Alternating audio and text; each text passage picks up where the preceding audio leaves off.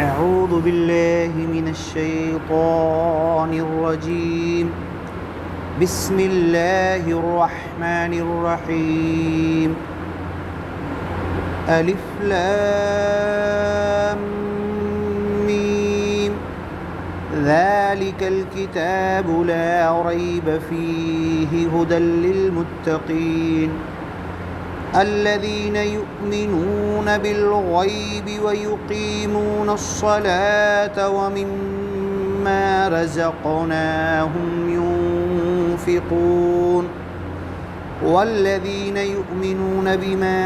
أنزل إليك وما أنزل من قبلك وبالآخرة هم يوقنون أولئك على هدى من ربهم وأولئك هم المفلحون إن الذين كفروا سواء عليهم أأنذرتهم أم لم تنذرهم لا يؤمنون ختم الله على قلوبهم وعلى سمعهم وعلى أبصارهم غشاوة ولهم عذاب عظيم صدق اللہ العظیم۔ دینی بھائیوں، کلام پاک میں سے سورۃ البقرہ کی شروع کی آیت ہم لوگ سنیں۔ اے اللہ، تیری پناہ میں آنا چاہتے ہیں مردود شیطان کی برائی سے بچنے کے لیے۔ بسم اللہ الرحمن الرحیم،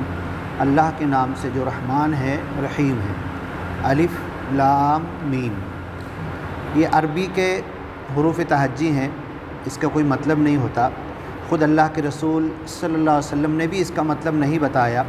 اور بہت ساری سورے کے شروع میں ایسے ہی ہوتا ہے، کہیں پر ہے قاف، کہیں پر ہے نون، صرف ایک لفظ ہے، کہیں پر یہ تین ہے، کہیں تین سے زیادہ ہے، لیکن یہ ان سارے حروف سے مل کے عربی کے جملے اور الفاظ بنتے ہیں۔ مطلب قرآن انہی حروف کا مجموعہ ہے۔ پورے قرآن میں اگر ہم دیکھیں، الف لام، الف با تا سا جیم ہا، جو بچے کو ہم سکھاتے ہیں یا تک کے، بس اتنے ہی حروف ہیں اسی کو، اور ہر زبان میں یہی ہوتا ہے۔ تو یہ الگ سے جب پڑھے گئے الف لام میم، تو اس کا کوئی مطلب نہیں ہے۔ خود ہمارے نبی صلی اللہ علیہ وسلم نے بھی اس کا کوئی مطلب نہیں بتایا، تو ہم کیسے بتائیں؟ ذالک الکتاب لا ریب فیہ، یہ جو کتاب ہے تم سن رہے اور جو محمد پیغمبر پڑھ کے سنا رہے، اور اللہ نے جبریل فرشتے کے ذریعے بھیجا ہے قرآن پاک،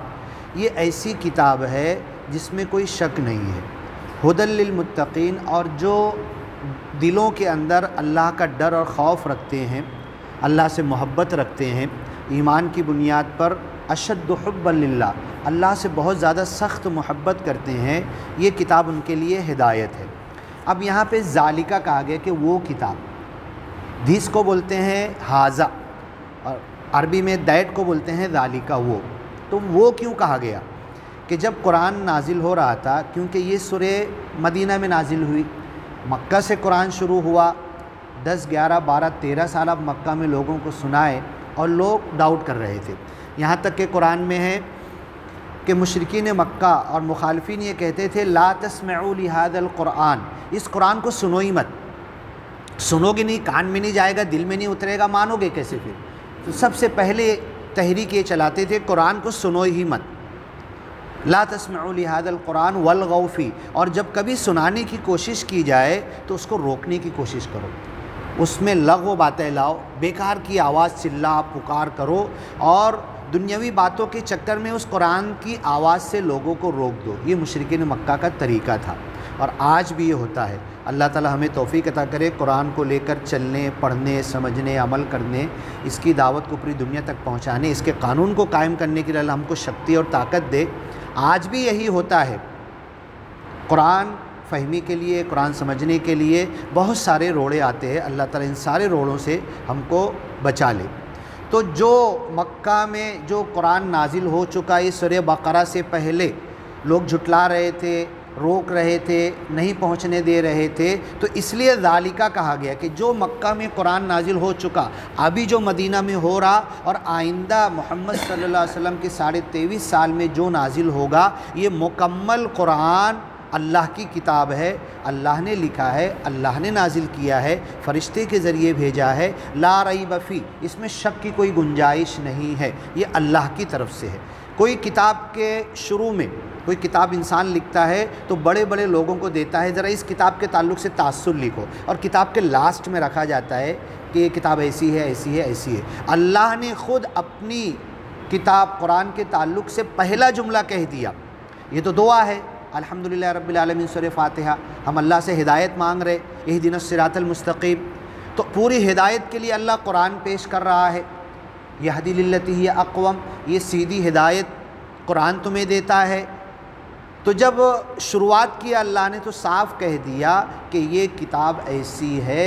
کہ یہ ذہن میں رکھ کے پڑھو، اس میں ایک لفظ، ایک جملہ، ایک بات، ایک واقعہ، ایک نقطہ، ایک حرف بھی غلط نہیں ہے، انسانوں کی طرف سے نہیں ہے، انسانوں کا بنایا ہوا نہیں ہے۔ اب یہ مشرکین مکہ کیا کہتے تھے؟ فَهِيَ تُمْلَى عَلَيْهِ بُكْرَةً وَأَصِيلًا، صبح شام کوئی اس کو جن آتا ہے، خواب میں لکھا دیتا ہے، یہ کہتے تھے۔ معلم مجنون، سکھا سکھایا کہیں سے مجنون پاگل ہے محمد صلی اللہ علیہ وسلم نعوذ باللہ، اور کوئی اس کو سکھا دیا ہے، اور یہ خواب دیکھتا ہے اور آ کے بتاتا ہے کہ اذا السماء انفطرت، جب آسمان پھٹ جائے گا، تارے بے نور ہو جائیں گے، سورج گر جائے گا، چاند ختم ہو جائے گا، یہ تو خواب کی باتیں ہیں، ایسا کچھ ہونے والا نہیں ہے۔ تو اس میں شک اور ڈاؤٹ کرتے تھے، تو اللہ نے پہلا جملہ کہہ دیا کہ یہ تو اللہ کی طرف سے ہے، اور محمد صلی اللہ علیہ وسلم بھی بنا کے نہیں بتا رہے تم کو۔ وَلَوْ تَقَوَّلَ عَلَيْنَا بَعْضَ الْأَقَاوِيلِ، یہ جو کچھ کہہ رہے ہیں اپنی طرف سے ایک لفظ، جملہ، نقطہ بھی بڑھا کے نہیں کہہ رہے ہیں، جو اللہ کی طرف سے جبریل لا کے بتاتے ہیں وہی سنا دیتے ہیں، اور جتنا تو اتنا ہی سنا دیتے ہیں، کوئی کمی زیادتی بھی نہیں، کوئی فرق بھی نہیں، کوئی کمی بیشی بھی اس کے اندر نہیں۔ تو یہ محمد صلی اللہ علیہ وسلم کی ایمانداری ہے، اور جو فرشتے لے کر آ رہے وہ بھی قوی امین، بڑے طاقتور اور امانت دار ہیں، اس قرآن میں کوئی خیانت انہوں نے نہیں کیا، تو یہ اللہ کی طرف سے ہے، اس میں شک کی گنجائش ہی نہیں ہے، اس کی باتیں بالکل سیدھی سادی ہیں، سمجھ میں آنے والی ہے، عام فہم ہے، ترجمہ کسی زبان میں کر دیا جائے تو ایک عام انسان بھی سمجھ سکتا ہے۔ رہ گئی احکام کی باتیں، روزہ، نماز، حج، زکوٰۃ، نکاح، طلاق، وراثت، ترکہ کیسے بانٹو، باپ مر جائے تو یہ علماء بتائیں گے، لیکن قرآن کی وہ آیتیں جو اللہ کے ڈر، خوف، تقوی کے تعلق سے ہے، اللہ سے کنیکشن جوڑنے کے تعلق سے ہے، جو انسان کو ایمان بنانے کے تعلق سے ہے، وہ خلی عالم نہیں، وہ عام آدمی بھی سمجھ سکتا ہے، اور وہ زیادہ ہے وہ آیتیں۔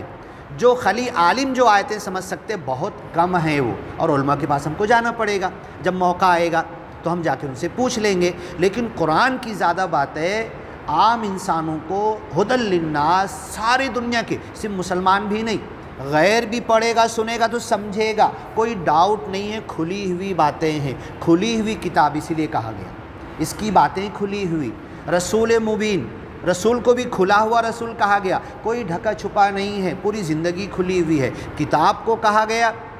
اور عربی کو کہا گیا کہ جس زبان میں ہے وہ بھی عربی مبین، کھلی ہوئی زبان ہے۔ تو اس کی وہ باتیں جو دل کو اپیل کرنے والی ہے، اللہ کا ڈر، خوف، تقوی پیدا کرنے والی ہیں، ایمان کی طرف لانے والی ہے، اللہ کی طرف لو لگانے والی ہے، وہ ہر ایک کو سمجھ میں آئے گی۔ اس کے سمجھنے کے لیے کسی عالم کی ضرورت نہیں ہے۔ ہاں، احکام کی جو باتیں ہیں اس کے لیے عالم کی ضرورت ہے، ہم مجبور ہے جائیں گے ضرور، علماء سے پوچھیں گے۔ تو یہ اللہ کی طرف سے ہے، اس میں کوئی شک نہیں۔ ہدی للمتقین، اور جو اللہ کا تقوی دل میں رکھتے ہیں، خوف رکھتے ہیں، ان کے لیے یہ ہدایت ہے۔ اب تقوی تو ایمان کے بعد آتا ہے، تو قرآن میں جب کئی جگہ جائیں گے تو کچھ تقوی تو ایسا ہے جو ایمان سے پہلے ہوتا ہے، اور کچھ تقوی تو ایسا ہے جو ایمان کے بعد آتا۔ اور قرآن سمجھنے کے لیے سارے انسانوں کے لیے ہدایت ہے۔ تو آج دنیا میں زیادہ لوگ ایسے ہیں جو اللہ کو، چاہے ایشور کہیں، پرمیشور کہیں، گاڈ کہیں، نراکار کہیں، جو بھی کہیں، آج دنیا میں، آج کی تاریخ میں زیادہ لوگ ایسے ہو چکے ہیں کہ ایک خدا کی طرف آ چکے ہیں۔ یہاں تک کہ ہندوستان میں بڑے بڑے سادھوؤں کو یہ کہنا پڑا کہ اگر تم مورتی پوجا نہیں کرنا چاہتے، مورتی پوجا تمہارے سمجھ میں نہیں آ رہی ہے، اور تمہارا ذہن، تمہارا دماغ، تمہاری سائنس، تمہاری پڑھا لکھا، تمہارا بچہ، تمہارا پڑھا لکھا گھرانہ کہہ رہا ہے کہ مورتی پوجا ہم سے ہضم نہیں ہو رہی، تو ضروری نہیں کہ تم مسلمان ہو جاؤ، ہم بھی ایک خدا کی بات کرتے ہیں۔ تو یہ کہہ رہے اب اتنا قریب آ چکا ہے، ہم جتنا لپک کے آگے بڑھیں گے، یہ پوری مدعو قوم ہمارے ایک اللہ کی طرف پہلے سے آ چکی ہے۔ اور انڈیا کے اندر آپ سن لو، جاؤ ڈاٹا نکالو اور پوری تاریخ نکال لو، آج کی تاریخ میں 80% ایک خدا کے ماننے والے ہو چکے ہیں۔ صرف بہت کم بچے ہیں جو مورتی پوجا میں پڑے ہوئے ہیں، بہت کم بچے جو شرک پر پڑے ہوئے ہیں۔ ان 80% تک جب ہم پہنچیں گے، بڑے غور سے سنتے ہیں، آنکھ میں آنسو آ جاتے ہیں، بندے کو پورا تجربہ ہے 7 سال کا، زیادہ ہندوؤں کے درمیان ہی جاتا ہے، قرآن کی باتیں سناتا ہے، بڑے غور سے سنتے ہیں، ہم جتنے غور سے نہیں سنتے اتنے غور سے وہ سن رہے، ان کی آنکھوں میں آنسو آ جاتا۔ تو یہ بولتا ہے جن کے دلوں میں ایک سچے مالک اللہ کا ڈر خوف ہے، ان کے لیے ہدایت ہے، اور وہ قرآن سن رہے ہیں اور آئیں گے الٹیمیٹلی، بہت دور قریب ہے۔ قرآن میں اللہ نے کہا یدخلون فی دین اللہ افواجا، فوج در فوج اللہ کے دین میں داخل مکہ، فتح مکہ کے وقت ہوئے اور قیامت سے پہلے بھی ہوں گے، مضارع کا صیغہ ہوئے اور ہوں گے۔ یدخلون داخل ہوگا اور داخل ہوا اور ہوگا، دو اس کا مطلب نکلتا ہے مضارع کا صیغہ۔ تو بہت قریب زمانہ آ چکا ہے، یہ پوری کی پوری مدعو قوم، تھوڑی سی محنت کر دی جائے، 24 گھنٹے میں سے چند 1-2 گھنٹہ نکال لیا جائے، چاروں طرف اطراف میں کھیڑے ہیں، بندہ تو پورے ہندوستان میں جاتا ہے، مہاراشٹر میں، یاوت محل میں، ناندیڑ میں، اور یہ غیر لوگ سن رہے ہیں، اتنی آؤ بھگت، اتنی عزت جو کرتے ہیں ہمارے لوگ بھی نہیں کریں گے، اور بندہ عربی پڑھ پڑھ کے قرآن سناتا ہے،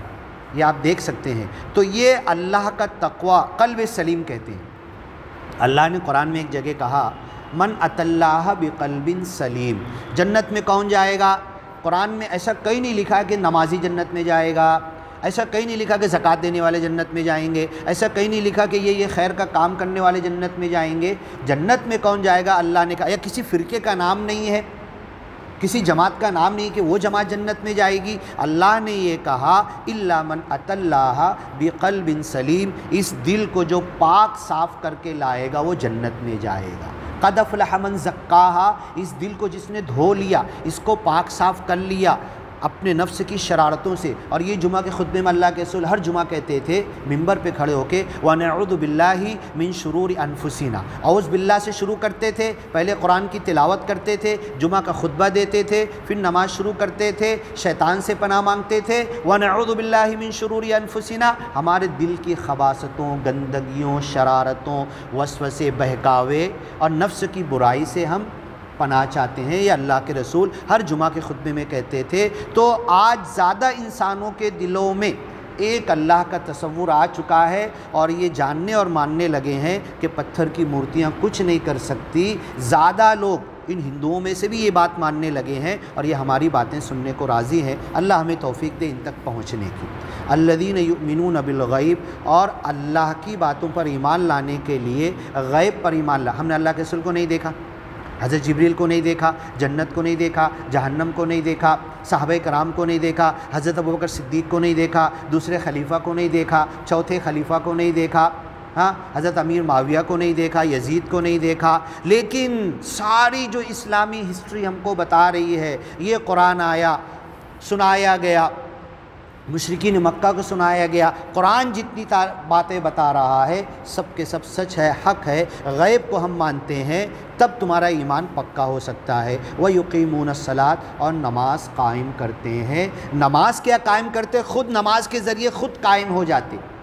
قائم کرنے کا مطلب کیا ہوتا ہے؟ میں نے بلڈنگ قائم کی، میں نے ادارہ قائم کیا، میں نے یہ اور یہ قائم کیا، مطلب اس کو بڑی بنیادوں پر، مضبوط بنیادوں پر کھڑا کر دیا۔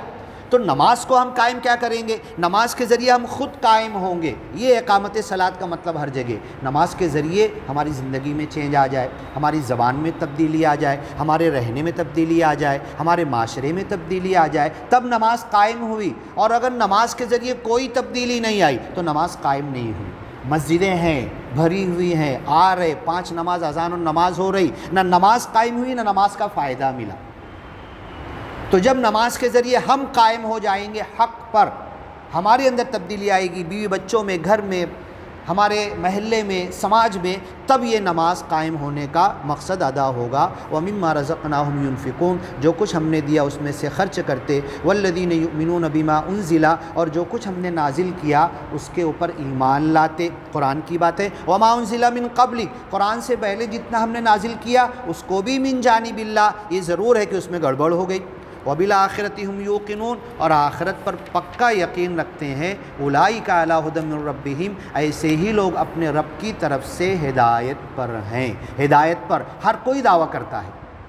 ہر جتھا، ہر گروپ یہ دعویٰ کر رہا میں حق پر۔ اللہ کہہ رہا حق پر کون؟ پیچھے پلٹا کے دیکھ لو